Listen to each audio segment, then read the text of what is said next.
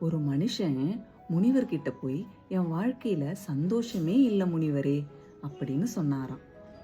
அந்த முனிவரும் அந்த இடத்துல சுத்தி சுத்தி வட்டமிட்டு கொண்டிருந்த பட்டாம்பூச்சிகளை பார்த்து, இந்த பட்டாம்பூச்சிகள்ல ஒன்னை மட்டும் பிடிச்சிட்டு வான்னு சொன்னாராம். அந்த மனுஷனும் அந்த பட்டாம்பூச்சியை பிடிக்கிறதுக்கு பின்தொடர்ந்து போய்கொண்டே இருந்தானா.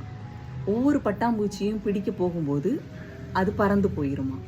நிறைய பட்டாம்பூச்சிகள் இருந்தும் ஒரு பட்டாம்பூச்சியை கூட அவனால பிடிக்க முடியல. மீண்டும் முனிவர்கிட்டயே வந்தானா. முனிவர் பார்த்து சிரிச்சாராம். சரி விடு, இந்த தோட்டத்தை நாம ரசிக்கலான்னு சொல்லிட்டு கொஞ்ச தூரம் நடந்தாராம். அங்க நின்ற பூக்கள், அங்க பறந்த பட்டாம்பூச்சிகள், பறவைகள் எல்லாவற்றையும் பார்த்து கொஞ்ச நேரம் ரசிச்சுக்கிட்டு நின்னாங்களாம். அதை ரசிக்க ரசிக்க மனதும் அமைதியாச்சு. அந்த பட்டாம்பூச்சிகளும் ஒன்று ஒன்றா வந்து அந்த மனுஷன் மேல உட்கார ஆரம்பிச்சுதான். சுத்தி கொண்டே இருந்த அந்த பட்டாம்பூச்சிகள்ல 2 பட்டாம்பூச்சி அவன் கையிலே வந்து நின்னுச்சான். வாழ்க்கைன்னா இப்படித்தான்.